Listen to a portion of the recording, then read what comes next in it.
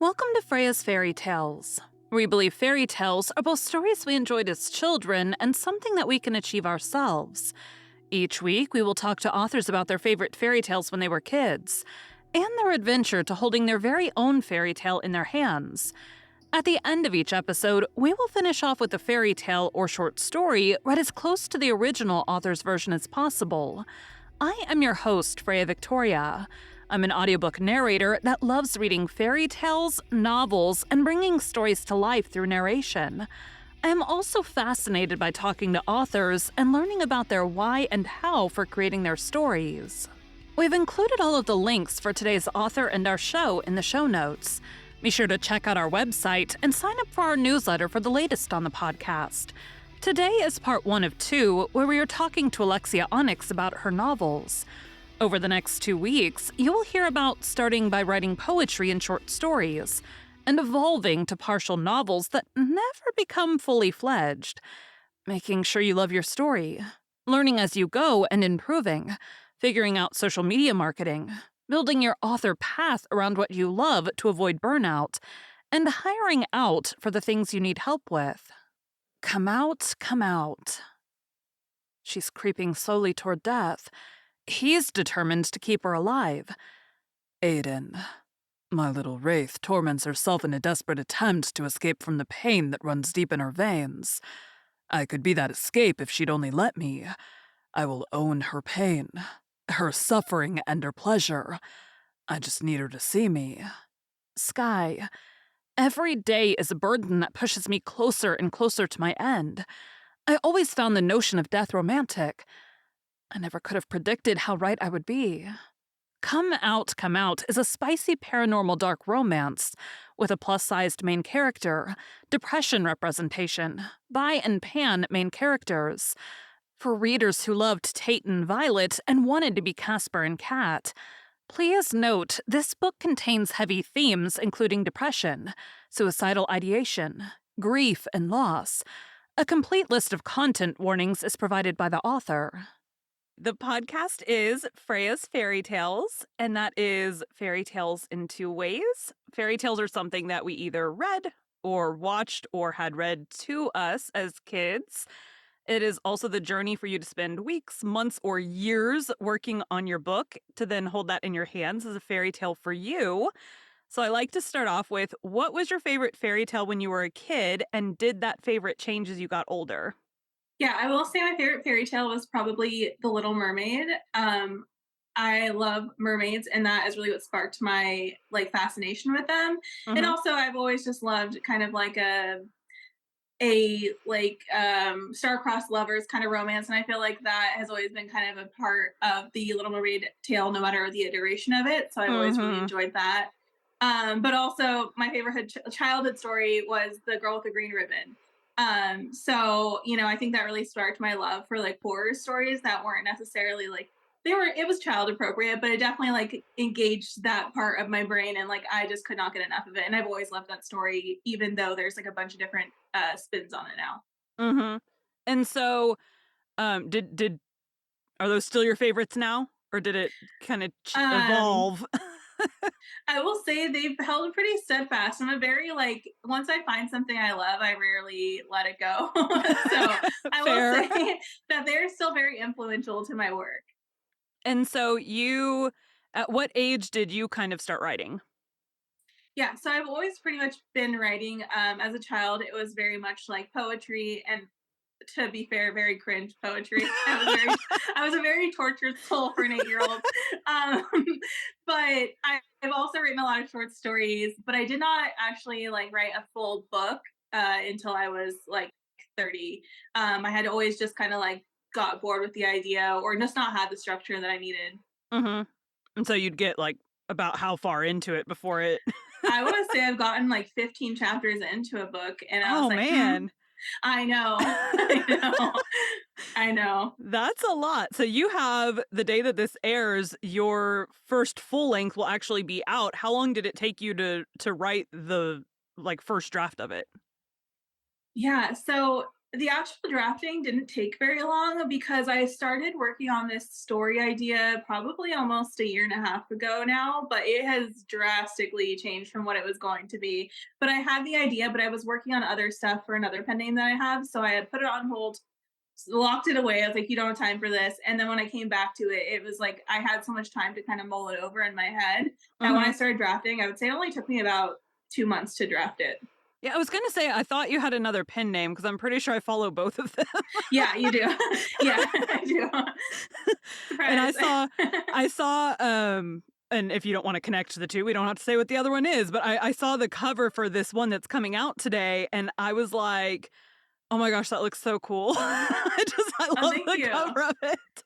Thank you. Yeah, I had a cover designer in mind, like literally since this first second I thought of this book idea. I was like, I have to have this cover designer. I don't care how long I have to wait. I will put the book off. Mhm. So I got on their wait list like over a year ago. Oh Um, gosh. Yeah, but it was so worth it to me because I knew that they would get not that it's like a novel concept or anything, but I knew that they would get like the elements that I wanted, and I just love their covers. Like for every book that they do are like some of my absolute favorites, and they happen to be a lot of my favorite books too. So I was like, I have to launch this on the right Mhm. like cover. I was like, I just really want that. So thank you. I really appreciate it. That's funny. I have, for my own book is launching in a couple weeks, Oh, and congratulations. there was, like, one section in there where the editor, like, tried to remove. I thought this was the coolest thing ever, but I was like, there's a chapter about, like, little drummer boy, and so he's, like, leading them into battle doing his little drum, and so I made this, like, drum beat kind of language thing where, like, different sets of drum beats Oh, mean cool. different things, like, the archers need to come forward or get ready to shoot or, like, whatever, the sword people needs to go do sword things. I don't Yeah. I write the words, I don't talk very well, okay? Fair, fair. And so I wrote, like, this language, and my editor, like, tried to change, like, all this language, and I'm like, "But no," and I had to rewrite the language because I had a friend of mine, like, make the audio clips for the drum Mhm. beats for the audio book, and so I rewrote what was in the book to match the actual Oh, audio that's smart. version, and she was like, "But does it have to match?" And I'm like, "Yes. Yes, it does. It has to be the way that I want it to be because that's the Yeah, way that I fair. want it. If people I skim over mean, it, that's fine." I think that's just always like a thing as being an author. There will always be things that you love in your story that, like, even if no one else gets it, you need it there. Like, you want Yeah. it there, you love it so much. Like, I mean, I definitely believe in like killing your darlings to an extent, but like, there are just some things where it's like that holds like a lot of meaning or value, or like just something you absolutely love that you're not willing to part with. And I think like there are people who get it, but always like keeping those little parts for you, I think doesn't. I think it's important to do that for yourself because, like, at the end of the day, like at least for me, like I am what my target audience when Mhm. I'm writing, and I Right. want to love my books like for the long term, you know? Mhm. Well, and I'm kind of like too, like, imagine down the road, I have super fans and they're like 5 books later, they're like, "Oh, that's the drum beat for whatever." That's actually really cool to think about. So, everything that I do, I'm like, "It may be garbage." So far, nobody has hated it, but I'm like, "It may be garbage and everybody may hate it, but I like it." And that Yeah. makes me want to actually, like, promote the book and do what needs to be done, Yeah. so I mean, honestly, like that's something I think that like you don't really realize until you're like in the thick of being an author is like you have if you don't like your book, that baby is going nowhere. Like you're not going Yeah, to promote right. it. It's so hard to get yourself to promote a book that you love. I can't even imagine promoting something I didn't because it's so hard to like take the time, find the energy, get inspired, like it's important to love Mhm. your own stories. So this is not your first book, so let's focus on your first books for a while. How has your process changed from, like, your first pen name and getting started and launching books like that? Like, when you first got started, did you know to, like, get an editor or anything like that at the beginning? Like, what did you do with those first ones? Yeah, so I had been on Book Talk for a while before I published. Like Okay. I was on here to like connect, like to read and like have friends and stuff. But I also like as soon as I got on Book Talk, I realized like, oh my gosh, this is what's gonna propel me to become an author. Like I could feel like the Mhm. energy in the community. I was like, this is what it's gonna take to like make that act like make me stop quitting halfway through a book. It's gonna So inspire you.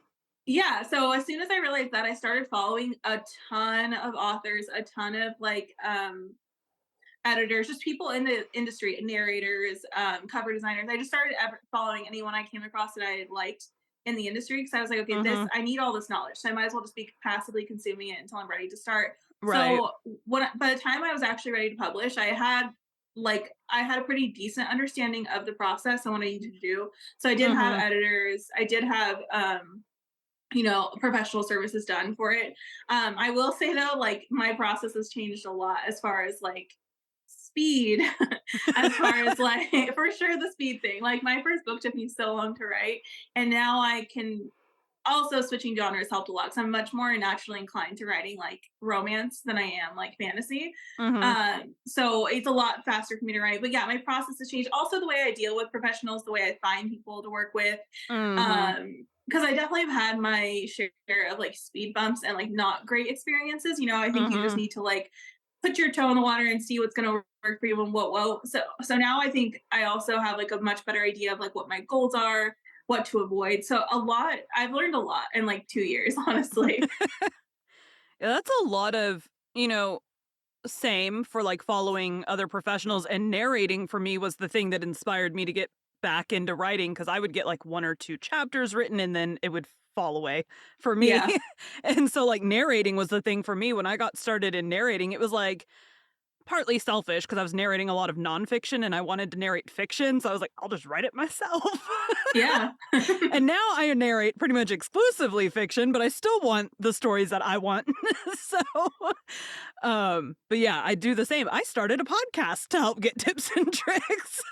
So, Yeah, I mean, I feel like honestly, that's like one of the best things about this community is being able to find people to kind of like trade knowledge with. mhm, Because otherwise, I think it would be really difficult. Like anytime a new author comes to me and they're like, "I need help getting started. I don't know what to do." I'm like, follow people and listen to mhm. what they have to say, and then pick and choose what you're going to listen to. But like, get a lot of perspectives, immerse yourself in the community. I think that's really the best way to go about it.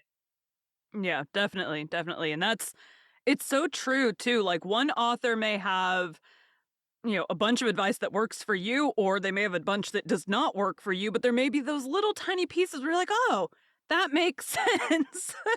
So, Yeah, exactly, exactly. and not only just following them, but also like I have recently I've messaged a bunch of authors recently trying to, like, get all the things, like, ready to go for the book, and so the fact that I've been, like, commenting on their posts and liking their posts and, like, conversing with them, some having them on the podcast, I can ask them these weird off the wall questions. I was asking an author I'm narrating for who's also been on the podcast, I was asking her about how ISBNs work a couple days Mhm. ago because 'cause I'm like, getting down to the wire, and I'm like, I kinda gotta Yeah. know how that works now. I sent a message to now this would be the one exception, I had never talked to is it Callista Neath? I think Mhm. that's how you I say her think name? so. I had Yeah. never talked to her ever, but she does the most beautiful PR boxes, so I messaged her out of the blue Yes. and was like, "Can you please tell me where you get those from?" So Yeah, they're incredible. they are so willing to answer questions, even if, Nicole York has answered a bunch of stuff for me, and I'm just like, I try to kind of spread out the questions so that Yeah. it's not Yes. not one poor author having to answer everything, but if someone's really good at something, why not ask them how they did it or whatever? I haven't had a single one be like, "I'm not gonna tell you." So Yeah, honestly, everyone's very like willing to share their knowledge and like their resources or even like their suppliers or the people they work with. Like it's really nice to know that most people are like very supportive and open to their mhm. fellow authors, like or any creators in the community, honestly. So since you were kind of like watching what everybody else was doing, I'm sure your journey is gonna be a little bit different from like people who published out of the blue and had no idea at all what they were doing ahead of time. So you got your first book done. Did you go like the alpha reader, beta reader, that kind of route, or did you just go straight to a like paid editor? So previously with my first couple works, I had gone dev editor, then beta readers, Mhm. then editing, then arc readers. But I've started using some trusted alpha readers for the last couple things I've worked on, and that's been really helpful. It's just really hard for me because my writing process is very odd. I For most people, I would say it's not really ideal to read the books the way I write them until they're like really ready to go, basically, because I call it like the cake baking method. I Okay. like my first draft is like very bare. Like I get through the scenes, I have like the basic dialogue down, but there's not like a ton of depth. And then each time I go through it, there's like more and more depth. But like with an alpha reader, they probably get my second draft. So like there's a lot I need to work with people who are like, what I like to ask people is tell me where you think there needs to be more and where you think like it's plenty. Because for me, I am an underwriter first, and then I go back and write more and more and more and more layers to it as I go through the Mhm. editing process. Just because like I don't like when I read, I don't like overly intense description of things. Like, I don't need someone to explain something to me in like extreme detail most of the time to like just be like, cool, I got it, and like keep it moving. Mhm. I'm like a very much like a not a skimmer, but like I'm a very fast reader. So Mhm. like, but I try and get like multiple perspectives on like where things like from someone else's perspective need to be more fleshed out. So for me, working with an alpha reader, it's usually pretty like a pretty rough like version of the book, but luckily, I found people that like really enjoy my writing from reading other work from me, and they're like, "I don't, it's fine. I just really want to read it, and like I'm Mhm. excited to do this process with you." But so now that I'm more comfortable, because before I was so uncomfortable with people seeing that version, except for my dev Mhm. editor, of course, that I was like, I would be so embarrassed if someone thought this is like what's going to come out, you know. Right. But I've also become a lot better of a writer, period, because you know when you worked on a ton of stuff, like you just get better and better with your Mhm. craft. Not saying like I'm a great writer or anything. It's just like from where I You've started to where I am improved. now. It's Yeah. a big improvement, you know? So now I'm more comfortable being like, these people know me and they know this is not gonna be the final draft, you know? Right. So they're gonna go into it with that mindset. And like, I'm still working through it as they're reading it. I'm just like not a very linear worker. So for me, it's hard to like let other people into the process. It's something I'm really still trying to figure out, like, what works best for me because I'm like a very cyclical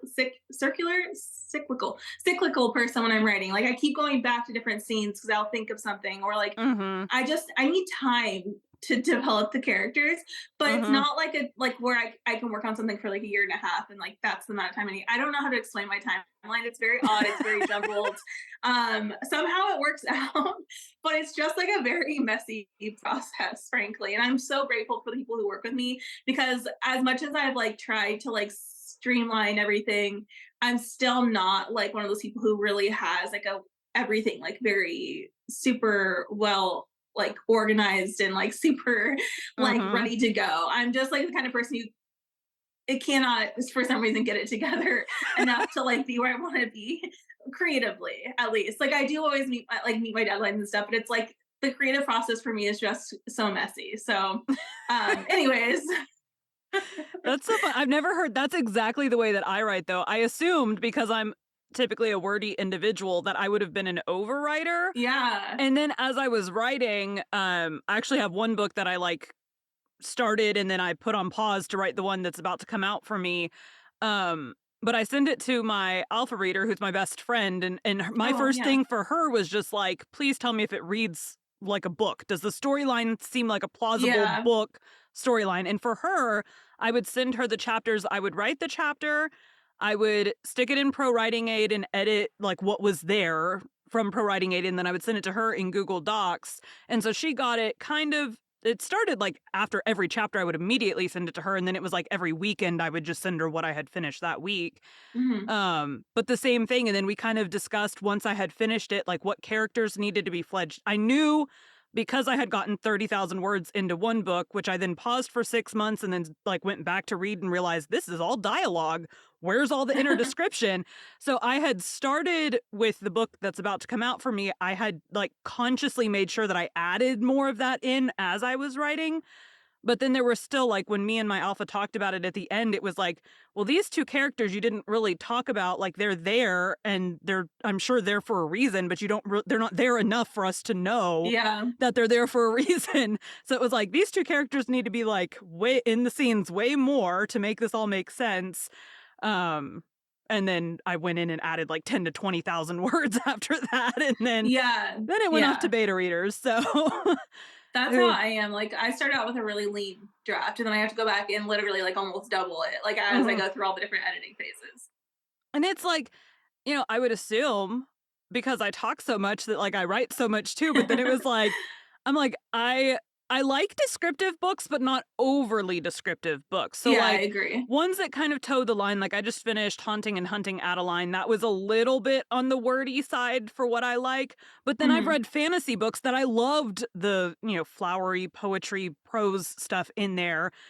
So I'm like, whatever. I'm an equal opportunity reader. Who Yeah, I think cares? it just really depends on how it's executed, and also, like, the genre obviously matters, and just like your tastes. There's so many things that go into whether something works or not for you. It's so Mhm. interesting because I honestly will be like, "I don't like this trope," and then I'll, like, write it, and I'm like, "Oh, I love it."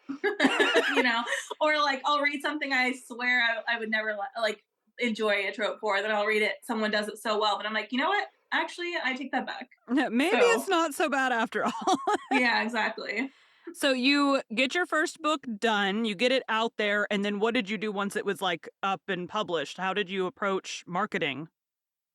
Um, I really use TikTok and Instagram as my primary marketing things. I really honestly I enjoy marketing for the most part. Like if I'm burnt out, not really, but like if I'm, Mhm, feeling fine, like I really enjoy making videos and like thinking about my books in like different ways, like what my characters would say about something. So with that, so yeah, TikTok is really my primary marketing thing, and it's just because it's where I'm most comfortable. mhm, I find I'm obviously not like a marketing expert as far as like nailing TikTok. I find it pretty hard to like find success, but mhm, I think it's like I think it's worthwhile investing for me personally because this is where my audience is, especially with dark romance. And as I get more into horror, I'm not just looking to like target horror readers. I want to like engage with like the community as a whole and like people who are interested in like the art of it.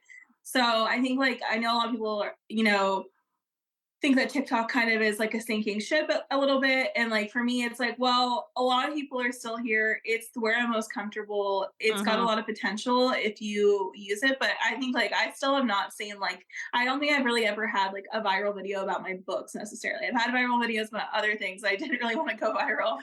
But so Of course. I've hidden them on my accounts. But like I still have not figured out like that special like recipe. Mhm, But yeah, so mostly just social media is where I market. And I feel like I try to find a balance between like talking about my book and then like peeking to other interests people might have. Like, mhm, talking about things I like or relating my books to other interests or like sharing book recommendations that like tie into either my books or my genre or like my interests. So I try and like not go too hard with the marketing, like, mhm. constantly. Like, with a new pen name, I think it's been a little bit harder because like, I'm towing the line of, like, not, an anonymity oh my gosh, this is the hardest word for me to say. Anonymity? Oh my god, I can't. You know what I'm trying to say? Like, being anonymous-ish? Like, not tying it Yeah. back to my other pen name. So it's hard because that pen name is so much like, the whole brand is me. And here I'm kinda starting over where I'm like, "Okay, how do you do this again?" Like, starting from scratch and stuff. Yeah. So I think it's been a little bit heavier on marketing, but I do plan to kind of like try and integrate more of my other interests now that because when I first started, this was going to be completely anonymous. I was never going to show my face. Mhm, Um, and then I was like, well, that kind of marketing doesn't appeal to me. I get really bored with that personally mhm, for creating it.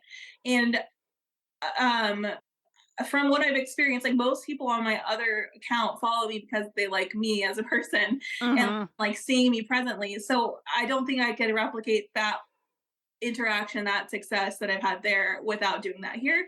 So I've just kind Right. of been like keeping them separate for work reasons and stuff. But like at the end of the day, like showing my face and like engaging with people directly is just a lot easier for me. So Mhm.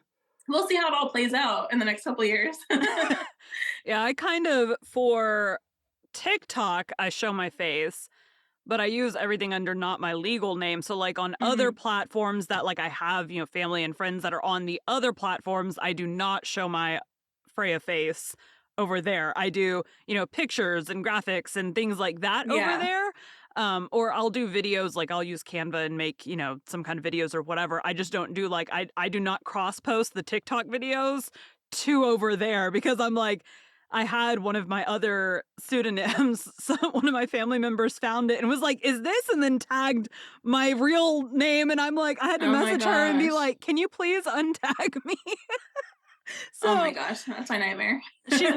she likes that particular one is, like, what I started narrating under, and I have Mhm. another podcast under that one, and that's, like, the nicer one that I did tell everybody about, but that doesn't mean that I want the whole world to see my legal Yeah, name tagged in it. So she was like, of "I'm so course, yeah. sorry," and she still sees my reels, and she still likes them and all that, and that's fine, but I'm just like, "Just don't make it easy for people to find the 2 are Right. connected." So Exactly. Yeah, same for me. I don't show my face on Instagram, at least not right now, because it does recommend it to so many people who follow me on my personal account. Like not even my Mhm. author account, but my like legal personal account, because obviously it's on the same phone number, same Wi-Fi. And so Right. people, so it started actually my mom found it because of that. And Oh, luckily it was no. before I really started posting, because she follows my other author stuff, at least on Instagram, where I keep it slightly more like friendly for my mom to see. Like TikTok Yeah. is really like no holds bar. But yeah, so my Instagram started recommending it to people who follow my personal account. And I was like, okay, so like this is just not a place where I can safely show my face until I figure something out. But yeah, so for same for me. Yeah, I just this week, my mom and my sister helped me pick the Freya Victoria name. Mm. So they know what it is, and my mom listens to my other podcast. I don't think she listens to this one. I don't know. But she told me on my birthday that she was going to buy my audiobook of my book with spicy content in it that I'll be narrating. And I'm Oh like, my gosh. Mom, you know that there's like sex scenes in there, right? And she's like, "You're my daughter, you didn't write it, you didn't write it." And I'm like, "But I'll literally be narrating it too." Like, Yeah. I'm like, Oh "Hey, my you do you." gosh. But then this week, my PR boxes came in and she happened to be here and I was like showing them to her and she's like, "I'm just, the mom thing. I'm so proud of you." Um, she's like, "Can I promote it on my Facebook?" And I'm like, "No." I'm like she's like, "But I don't have a whole lot of church people on there." And I'm like, "The problem is that I have not connected the 2. I have Yeah. never connected my other name I have connected to my legal name, like, people that know me in real life know that one. Hmm.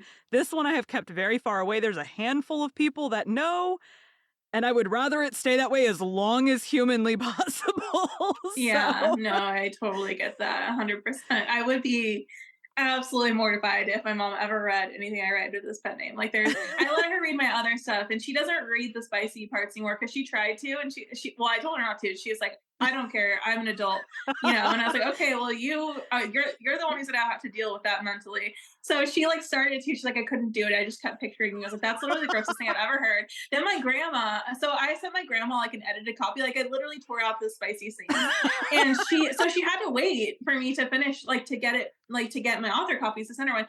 She did not wait. She is the most stubborn woman. She got a copy and just decided to start reading it. Like literally within like the first couple chapters, there's my scene, and she's like texting my mom. She's like, I cannot believe my sister wrote this and all this stuff. And I'm like, okay, well, I told you not to. So, and I texted her, I was like, look, if you don't put that book down right now, I'm gonna charge you for a therapy bill for me having to figure that, like, to have to like deal with you reading this, because I was like, it was way spicier than the first one, and so because it's not just like typical stuff. There's definitely like kinky inspired things. So I was like, please don't read that. I don't need you.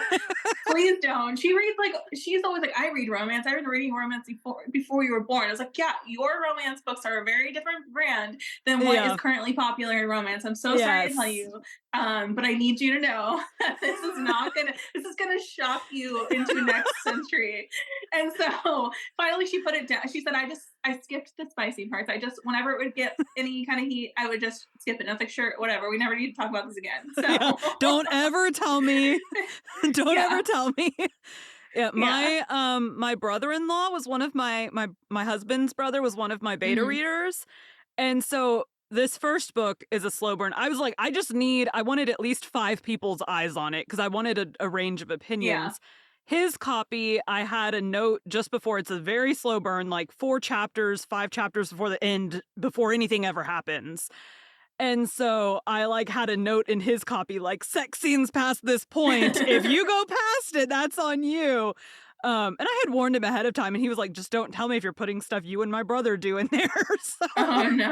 I'm like Yeah. I'm like, "I will never tell you that, ever. I never would Yeah, tell you yeah. that."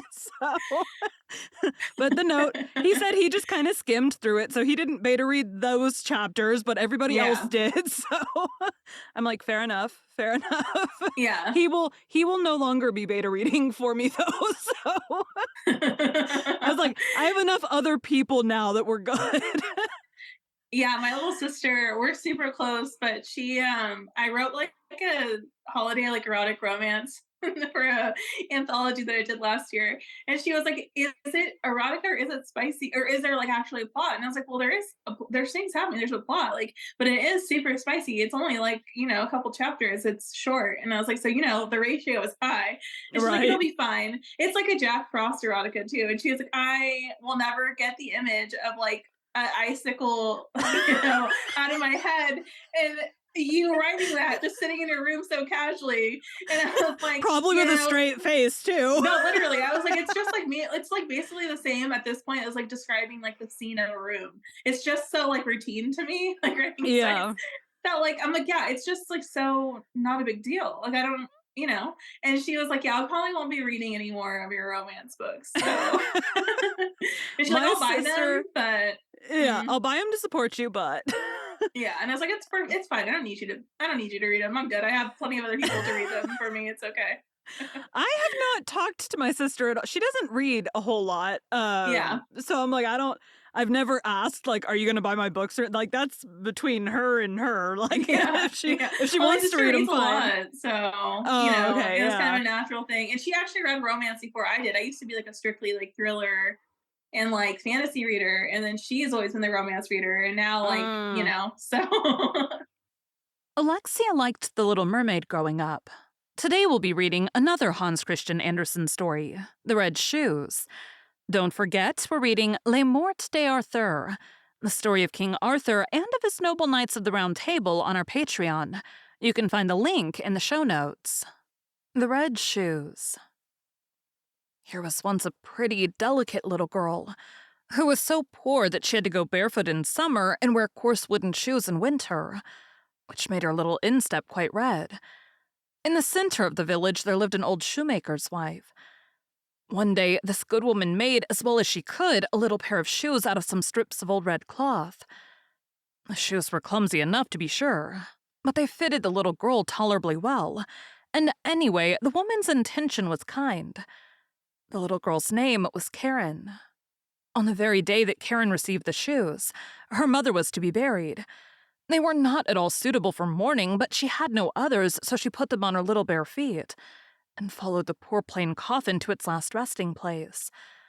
Just at that time, a large old-fashioned carriage happened to pass by, and the old lady who sat in it saw the little girl and pitied her. "Give me the little girl," she said to the clergyman, "and I will take care of her." Karen supposed that all this happened because of the red shoes, but the old lady thought them frightful and ordered them to be burned. Karen was then dressed in neat, well-fitting clothes and taught to read and sew.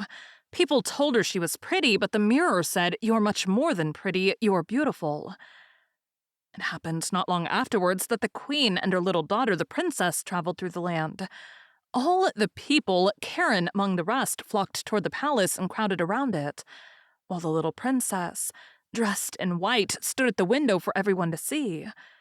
She wore neither a train nor a golden crown, but on her feet were beautiful red morocco shoes, which it must be admitted were prettier than those the shoemaker's wife had given to little Karen. Surely nothing in the world could be compared to those red shoes.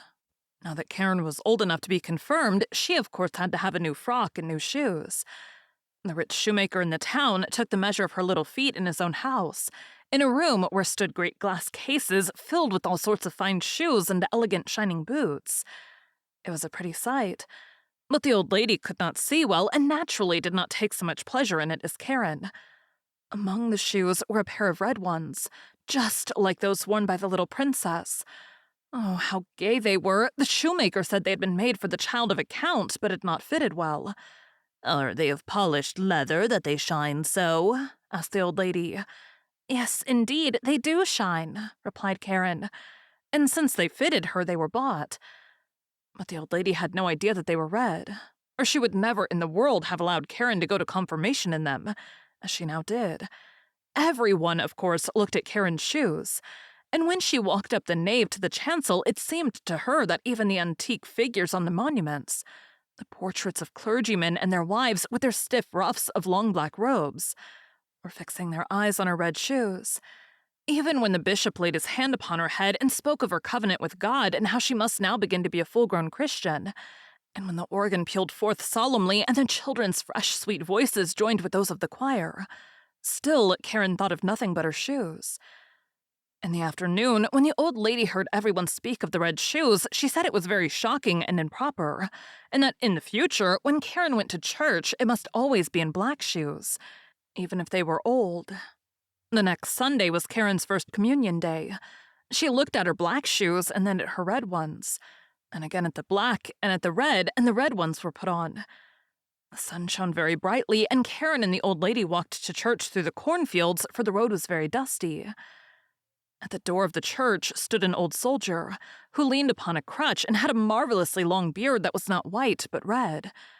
He bowed almost to the ground and asked the old lady if he might dust her shoes. Karen, in her turn, put out her little foot. "Oh, look, what smart little dancing pumps," said the old soldier. "Mind you do not let them slip off when you dance." And he passed his hands over them. The old lady gave the soldier a half-penny and went with Karen into the church. As before, everyone saw Karen's red shoes, and all the carved figures too bent their gaze upon them. When Karen knelt at the chancel, she thought only of the shoes. They floated before her eyes, and she forgot to say her prayer or sing her psalm. At last, all the people left the church, and the old lady got into her carriage. As Karen lifted her foot to step in, the old soldier said, "See what pretty dancing shoes." And Karen, in spite of herself, made a few dancing steps. When she had once begun, her feet went on of themselves. It was as though the shoes had received power over her. She danced round the church corner. She could not help it, and the coachman had to run behind and catch her to put her into the carriage. Still, her feet went on dancing, so that she trod upon the good lady's toes. It was not until the shoes were taken from her feet that she had rest. The shoes were put away in a closet, but Karen could not resist going to look at them every now and then. Soon after this, the old lady lay ill in bed, and it was said that she could not recover. She had to be nursed and waited on, and this, of course, was no one's duty so much as it was Karen's, as Karen herself well knew. There happened to be a great ball in the town, and Karen was invited. She looked at the old lady, who was very ill, and she looked at the red shoes. She put them on, for she thought there could not be any sin in that, and of course there was not, but she went next to the ball and began to dance. Strange to say, when she wanted to move to the right, the shoes bore her to the left, and when she wished to dance up the room, the shoes persisted in going down the room. Down the stairs they carried her at last, into the street and out through the town gate. On and on she danced, for dance she must, straight out into the gloomy wood. Up among the trees something glistened.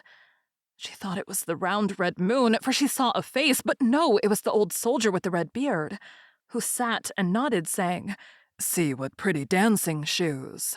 She was dreadfully frightened and tried to throw away the red shoes, but they clung fast and she could not unclasp them.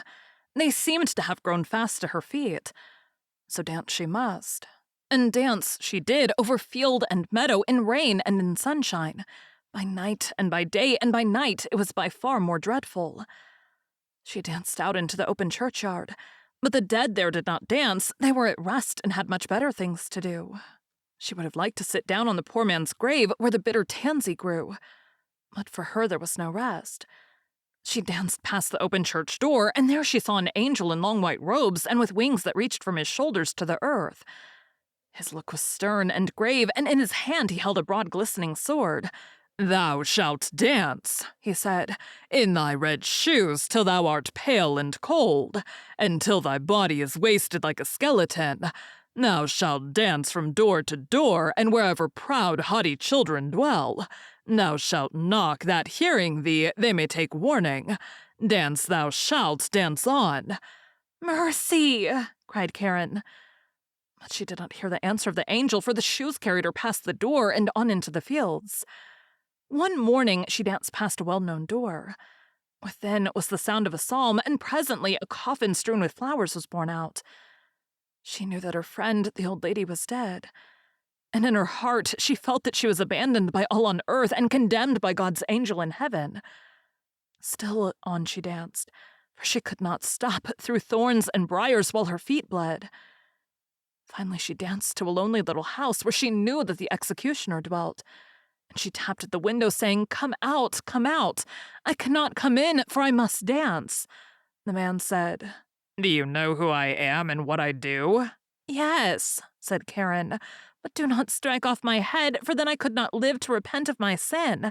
Strike off my feet, that I may be rid of my red shoes." Then she confessed her sin, and the executioner struck off the red shoes, which danced away over the fields and into the deep wood. To Karen it seemed that the feet had gone with the shoes, for she had almost lost the power of walking. "Now I have suffered enough for the red shoes," she said. "I will go to the church that the people may see me." But no sooner had she hobbled to the church door than the shoes danced before her and frightened her back. All that week she endured the keenest sorrow and shed many bitter tears. When Sunday came, she said, "I am sure I must have suffered and striven enough by this time. I am quite as good, I dare say, as many who are holding their heads high in the church." So she took courage and went again. But before she reached the churchyard gate, the red shoes were dancing there, and she turned back again in terror, more deeply sorrowful than ever for her sin. She then went to the pastor's house and begged as a favor to be taken into the family service, promising to be diligent and faithful. She did not want wages, she said, only a home with good people. The clergyman's wife pitied her and granted her request, and she proved industrious and very thoughtful. Earnestly she listened when at evening the preacher read aloud the Holy Scriptures. All the children came to love her, but when they spoke of beauty and finery, she would shake her head and turn away. On Sunday, when they all went to church, they asked her if she would not go too, but she looked sad and bade them go without her. Then she went to her own little room, and as she sat with the psalm book in her hand, reading its pages with a gentle, pious mind, the wind brought to her the notes of the organ. She raised her tearful eyes and said, "Oh God, do thou help me." And the sun shone brightly, and before her stood the white angel that she had seen at the church door. He no longer bore the glittering sword, but in his hand was a beautiful branch of roses. He touched the ceiling with it, and the ceiling rose, and at each place where the branch touched it, there shone a star. He touched the walls, and they widened so that Karen could see the organ that was being played at the church. She saw, too, the old pictures and statues on the walls, and the congregation sitting in the seats and singing psalms. For the church itself had come to the poor girl in her narrow room, or she in her chamber had come to it. She sat in the seat with the rest of the clergyman's household, and when the psalm was ended, they nodded and said, "Thou didst well to come, Karen." "This is mercy," said she. "It is the grace of God." The organ pealed, and the chorus of children's voices mingled sweetly with it. The bright sunshine shed its warm light through the windows over the pew in which Karen sat. Her heart was so filled with sunshine, peace, and joy that it broke, and her soul was borne by a sunbeam up to God, where there was nobody to ask about the red shoes. Thank you for joining Freya's Fairy Tales. Be sure to come back next week for the conclusion of Alexia's journey to holding her own fairy tale in her hands, and to hear another of her favorite fairy tales.